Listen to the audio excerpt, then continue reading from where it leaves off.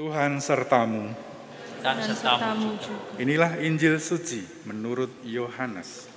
Dimuliakanlah Tuhan.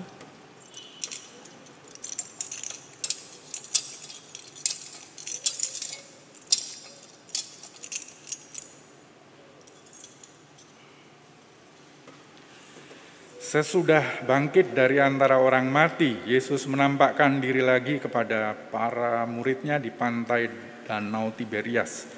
Ia menampakkan diri sebagai berikut.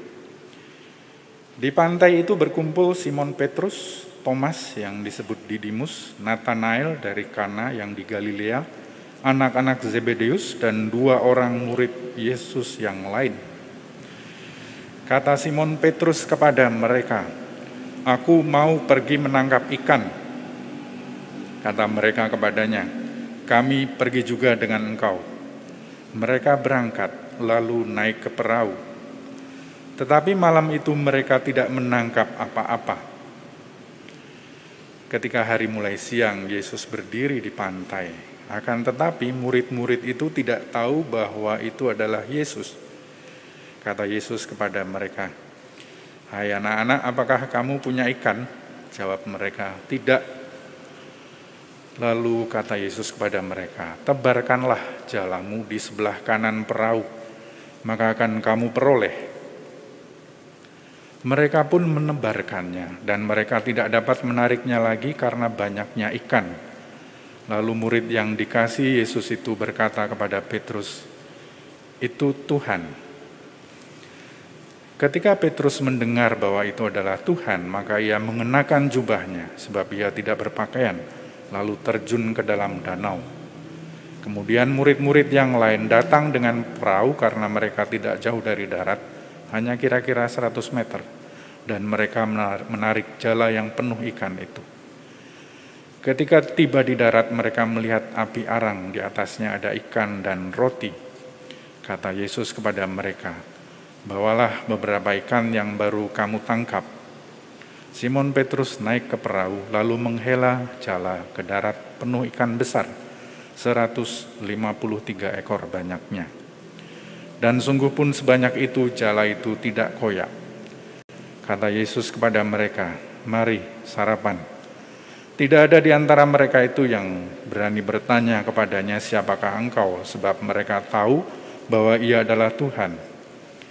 Yesus maju ke depan, mengambil roti, dan memberikannya kepada mereka. Demikian juga ikan itu.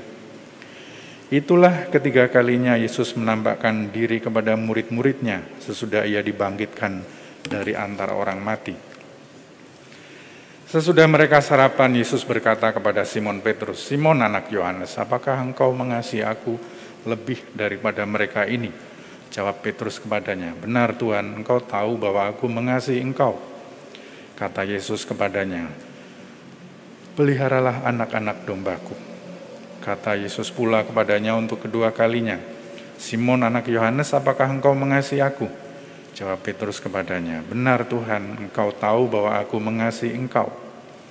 Kata Yesus kepadanya, "Gembalakanlah domba-dombaku." Kata Yesus kepadanya untuk ketiga kalinya, "Simon anak Yohanes, apakah engkau mengasihi aku?" Petrus pun merasa sedih karena Yesus berkata untuk ketiga kalinya, "Apakah engkau mengasihi aku?" Petrus berkata kepadanya, "Tuhan, engkau tahu segala sesuatu, engkau tahu bahwa aku mengasihi engkau." Kata Yesus kepadanya, "Peliharalah domba-dombaku. Aku berkata kepadamu, sesungguhnya ketika masih muda engkau sendiri mengikat pinggangmu dan berjalan kemana saja engkau kehendaki. Tetapi jika engkau sudah menjadi tua, engkau akan mengulurkan tanganmu dan orang lain akan mengikat engkau serta membawa engkau ke tempat yang tidak kau kehendaki." Hal ini dikatakan Yesus untuk menyatakan bagaimana Petrus akan mati dan memuliakan Allah. Sesudah mengatakan demikian, Yesus berkata kepada Petrus, "Ikutlah aku." Demikianlah sabda Tuhan. Terpujilah Kristus.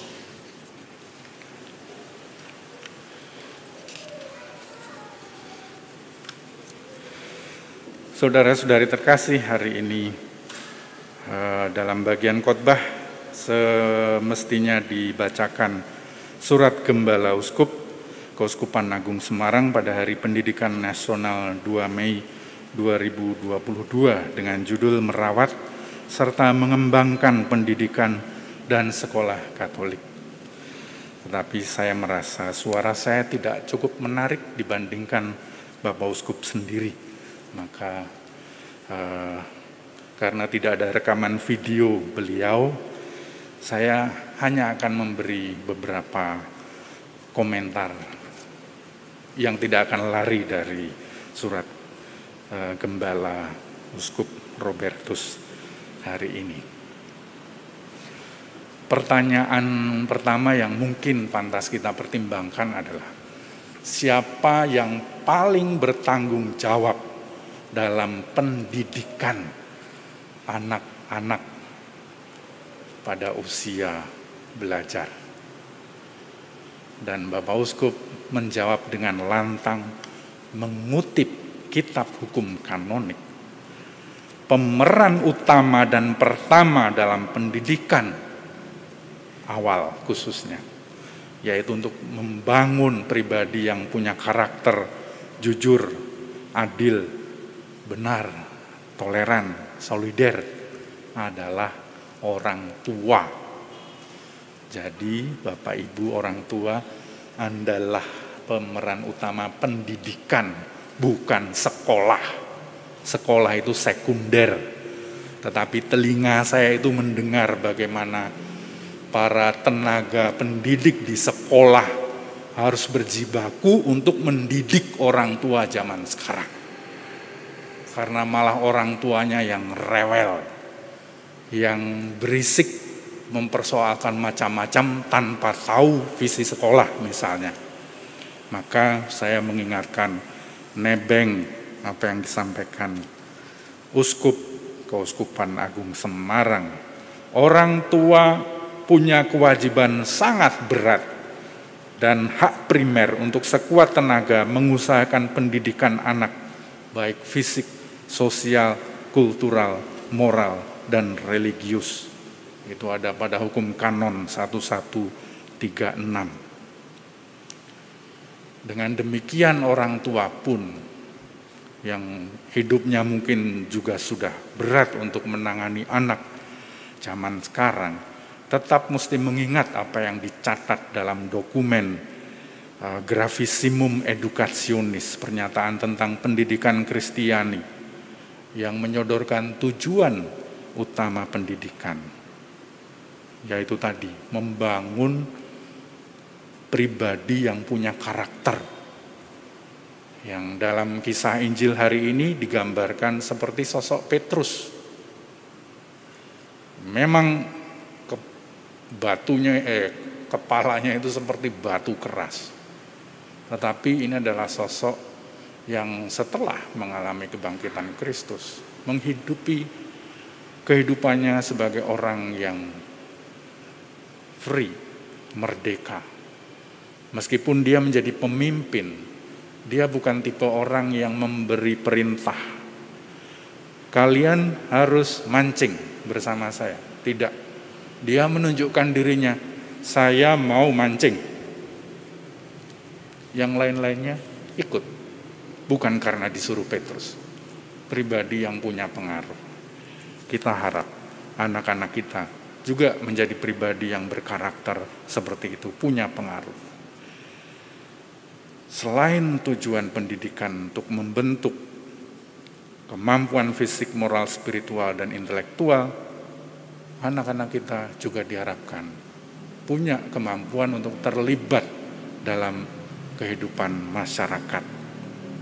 Pribadi yang mampu membawa nilai iman demi transformasi perubahan ke arah yang lebih baik dalam hidup bersama. Konon para sesepuh kita memberi wejangan ngeli tanpa keli, terjun dalam arus zaman tanpa hanyut. Kalau dia mengikuti arus, dia menghanyutkan diri, bukan hanyut asal ikut arus saja. Dia tahu kemana mesti, ke kiri, ke kanan, dan seterusnya. Kemudian Bapak Uskup itu menyadari benar bahwa keadaan pembantu orang tua untuk mendidik anak-anak sekarang ini semakin tidak mudah.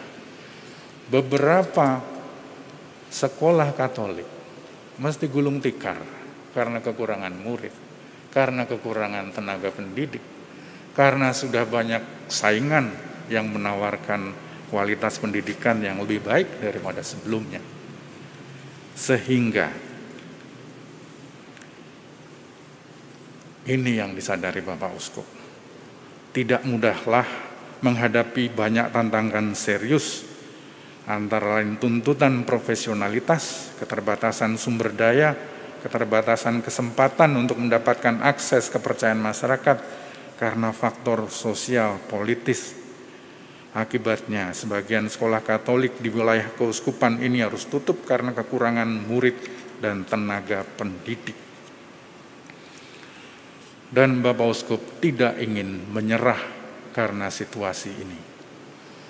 Tetapi sadar bahwa ini ada semacam UUD, ujung-ujungnya duit. Saya kira bukan Bapak Uskup memerlukan duit, tetapi Bapak Ibu yang lebih penting adalah sebetulnya sekolah-sekolah kita, saya boleh menyebut merek, Canisius misalnya, itu banyak di Jawa Tengah. Kebanyakan orang Katolik mengira ini adalah sekolah milik para Romo Yesuit, karena kebanyakan yang mengelola para Yesuit. Tapi Jogja sekarang sudah diserahkan pada awam. Supaya tahu bahwa sekolah ini sebetulnya milik umat. Para Romo Yesuit hanya dipasrahi untuk menjalankannya. Tapi kalau umat sendiri merasa, ayo mati hidup, biarkan saja. Ini baru satu yayasan. Di daerah Turgo sana juga ada sekolah yang mesti mati-matian, meskipun sekarang sudah berjalan karena ada donatur yang kurang lebih kontinu memberikan sumbangan. Duit memang penting. Tidak ada dari kita yang tidak butuh duit. Maka dalam solidaritas saya kira Bapak Uskup memulai suatu gerakan peduli pendidikan Keuskupan Agung Semarang dengan beberapa program yang kalau nanti Bapak Ibu sudah mendengarnya tidak lagi terkejut. Yang pertama ada kolekte khusus pendidikan yang mungkin sekarang belum sangat kentara. Dilakukan setiap minggu ketiga pada bulan Maret dan bulan Mei. Kolekte dikumpulkan ke keuskupan dan didistribusikan melalui kevikepan berdasarkan program pelayanan. Maka Bapak Ibu bisa menghubungi kevikepan nanti antara lain untuk mengontrol apakah uang ini memang digunakan untuk pendidikan atau untuk yang lain-lain. Jangan-jangan malah untuk pendidikan calon imam. Ini meleset dari maksud Bapak Uskup. Yang kedua ada gerakan 2.000 rupiah. Dilakukan setiap bulan untuk setiap orang Katolik. Dana dikumpulkan dan dikelola oleh kevikepan. Yang ketiga sumbangan bebas pendidikan. Dapat dikirimkan ke keuskupan, kevikepan atau paroki dengan intensi ditulis secara jelas maksud pemberiannya untuk pendidikan. Kalau perlu ditunjuk mungkin lembaga tertentu yang Bapak Ibu lihat sungguh-sungguh membutuhkan. Di Keuskupan Agung Semarang ini banyak sekali yang daerah pelosok, di daerah Kulon Progo, Wonogiri kesana dan seterusnya, banyak. Gerakan peduli pendidikan KAS ini merupakan salah satu bentuk solidaritas pada pendidikan generasi muda. Dan karena sifatnya sukarela, Bapak Ibu boleh menolak kalau dipaksa. Jangan sampai terpaksa. Kalau memang tidak mungkin menyisihkan 2.000 dalam sebulan misalnya, ya sudah, jangan merasa terpaksa. Unit Pengembangan Pastoral Pendidikan KAS bersama para Romo Fikep dan Ketua Komisi Pendidikan Fikepan akan berkoordinasi dengan paroki-paroki. Dan Bapak Uskup menyatakan terima kasih atas kesediaan Bapak Ibu, saudara-saudari sekalian untuk terlaksananya pendidikan masa depan generasi muda. Salam dan doa Bapak Uskup. Berkah dalam.